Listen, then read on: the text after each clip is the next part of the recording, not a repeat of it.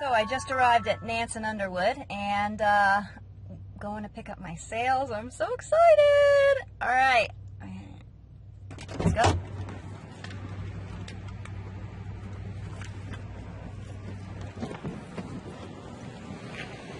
Here we are. Backwards. Nance and Underwood. Rigging, sales, supplies. Hello. How's it going?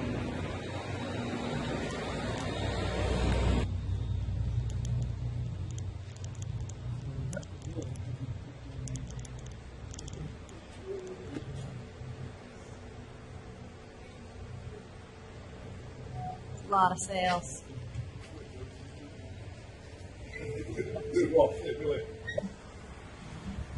One big table. And here's Steve, hard at work. Measuring something. I do. So tell me what happens here on this big table, besides people dancing on it. Walking. We do all sorts of major repairs to all the different cruising boats, charter boats, any boat. Any boat. Yeah, anything that's floating out there that wants it. We do sail covers. New sails we have made, but they're made up in Stewart for us, my back sails. Okay. So we do all the measuring, warranty work, all that's done right here in the shop. Awesome. And it's a company that's been here for over 30 years now. Mm-hmm. So it's well established. Yeah. Full line of rigging work for all the boats. Any sail repairs they need, full line, all different lines of rope, anything they could possibly want. Yeah, there's a lot of room. Try to make it a one-stop place for everybody. Yeah, I can see that. Awesome. That pretty much covers everything that we did. Yeah, so how'd you take care of my sales time? We did a whole lot of sewing on your sails. Whole lot of sewing. Yeah, they needed that, didn't they? Yeah. Well, basically, we stretch them all out, we look them all over, see what work needs to be done. Mm-hmm. Check for rotten stitching, tears, weak spots in the sails. Mm-hmm. And from there, we pretty much just fix whatever we find on them. So what's the best way to make the sails last longer when they're old? Yeah. When they're old. When they're already worn. At that point, there's really not a lot you can do with them. Okay. What about when they're new then? When they're new, keep them covered when you're not using them. Okay. The sun is the worst enemy the sails have. Okay. Ultraviolet damage to the sails, to the thread, to the sailcloth, anything like that. Is what probably 85% of our work is due to ultraviolet damage to it. Gotcha. Come back in at the end of the day, say, I'll put the sail cover on the sail tomorrow morning, and then it's 3 weeks later and still haven't done it. Right. A lot of people, unfortunately, don't use their boats enough, so they put them away, some people dock, whatever.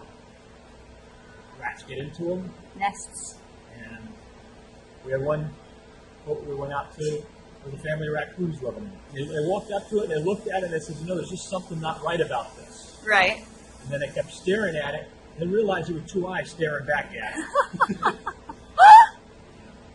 We've pretty much seen it all. Right. I don't think anything that could really surprise us anymore.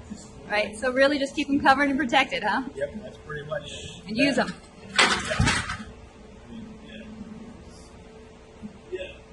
If you take care of the sails, they should easily last you anywhere from 5 to 10 years, depending on the amount of use that you're getting. Stress under. All right. We do have some sails that, especially for light charter boats, they might get a year, maybe 2 years out of it. Right. Just because the sun 24/7 never covered up because the fluid being used. Right. Right. The average person's sails, when you're not using it covered up, really not a lifetime sails. Okay. All right. Well,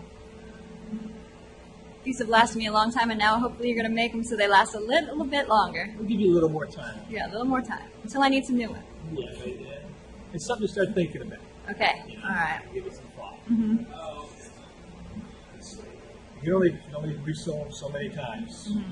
It's like anything else. More holes you poke in one spot, The weaker it material gets. Yeah, exactly. And so several times now. So I'm not sure I'd want to do it again at this point. Right. So how much do you think new sales would be for a boat like mine? For both those sales, Both. you're probably looking 5,000-6,000 something. Okay. It's not bad. And, it's like buying cars. I mean, you can buy a really good, expensive sale, Right. and you can buy sort of an economy model. So you quoted me middle of the road or economy model? We usually go for the higher ends. Oh, do you? Okay. We don't believe in going for the cheap one. It just doesn't Hold up. hold up. Right. I got So you. you're saving a few dollars now, but you're not gonna. It's not gonna be good for you later on down the road. The Dutchman, and I string it through. I put new monofilament line from the top little parts from the topping lift that came down. Right. Now, is it back and forth on either side, or is it straight down? How does it work when I run that back through? It's basically one side of the sail, then it'll go through the sail, And the come other back. side? So it's sort of Almost like a shoelace. in and out. Yeah. Okay. Okay. Does it matter which side you start on?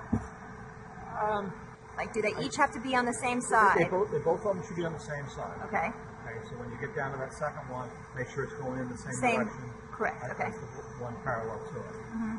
And then just straight down into those bottom pockets. And then that have a round fitting that it goes through, and then they just screw Clip that together. on Basically, together. what that doing is the clamp is just clamping down on that line and holding it so it wants to be good and tight, so that the line can't pull out. Right.